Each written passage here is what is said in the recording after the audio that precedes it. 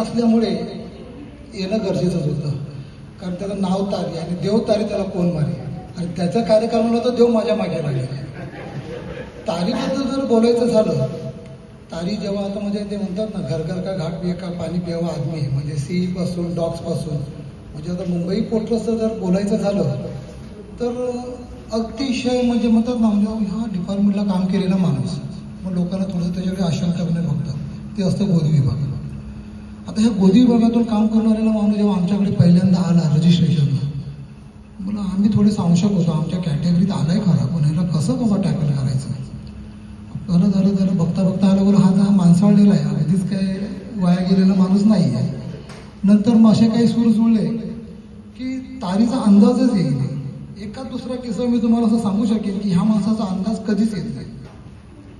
एक पिकनिक चालली आहे कोकणामध्ये, बांदिवडेकर, आचरेकर, नेवरेकर जे काही होती सगळी रती महारथी बसलेत आपले इकडे तिकडे. थर्ड आहे ना, पनवेलपासून एक बेवड्यांचा ग्रुप चढला, एक बेवड्यांचा ग्रुप त्याच डब्यात चढला विदाऊट रिझर्वेशन. तर आम्ही म्हणत जाऊ देत, आपल्याच जातीचे दिसत आहेत, चालू देत, चाललंय त्यांचा कार्यक्रम, आम्ही आपले झोपलोय. पण नंतर चिपळूणच्या पुढे 2:30-3 वाजले, पाणी अगदी डोक्यावरून जायला लागलं.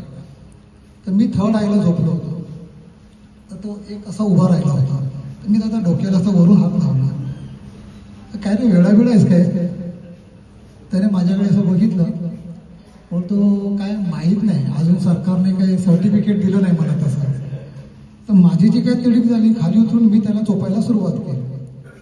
तोपर्यंत ह्याला काय झालंय काय माहिती नाही, पण फक्त मी मारतोय म्हणून ह्याने त्याला जी ढुसी मारली, तो त्याला नेऊन त्या नळावरती आपटला, तो फुटला. बरेच मारामारी. सुनील भोसले होता, तो खाली उतरला. सगळं काय झालं नंतर मग आमचा एक सुस्त माणूस संजय बांदोडेकर, सगळं झाल्यावर तो उतरून विचारतो, अरे काय झालं रे. तर काहीच नाही झालं म्हणलं. 3 अंक संपले. पण आता तोपर्यंत लोकांना हे कळलं की हा कशाला मारतोय. तर ह्याला नंतर विचारलं की अरे तारी, तू त्याला का मारलं. मी तर मारतच होतो ना. तो बोलतो मला नाही माहित, तू त्याला मारतोय म्हणून मी मारला. कारणाची गरज नाही, ऍक्शन ताबडतोब. तसा हा तारीच्या किस्से असे बरेच आहेत.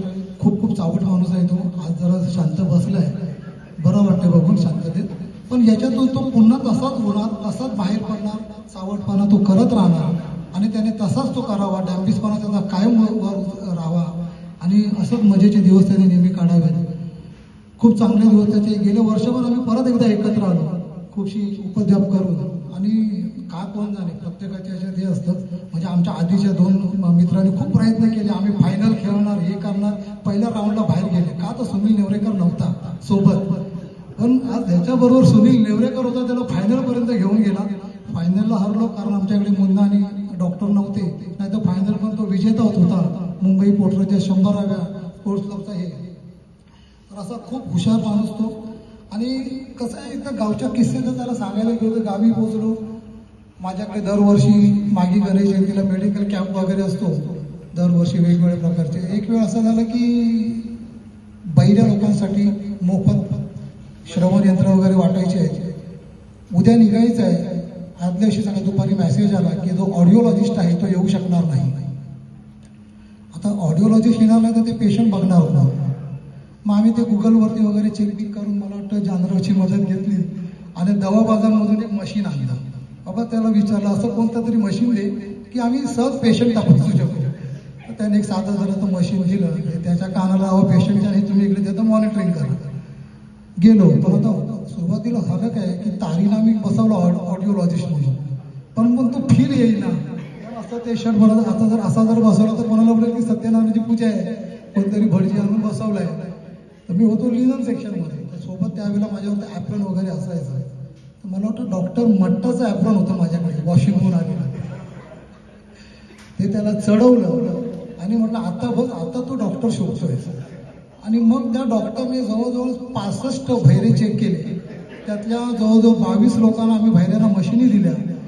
तर असा हर हुन्नरी कलाकार, कधी तत्पर. या तारीबद्दल बोलावं तेवढं कमीच आहे. बऱ्याचशा गोष्टी आहेत, रात्रीच्या संध्याकाळच्या पण बऱ्याच गोष्टी आहेत त्या सांगू शकत नाही आता दिवसा उजळी. त्याच्यासाठी एक रात्र वेगळं बसावं लागेल. तर मी माझ्या वतीने करतो. तारी खूप चांगले दिवस तुझ्याबरोबर गेले, असाच कायम येत राहा, वरच्यावर भेटत राहा. तुला इथे नाही यायला जमलं तर आम्हाला बोलव.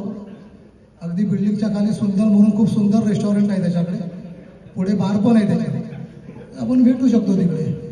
तर सर मी सर्वांच्या वतीने खूप खूप शुभेच्छा देतो. धन्यवाद. धन्यवाद नवरेकर साहेब. चष्मा राहिला पाहिजे.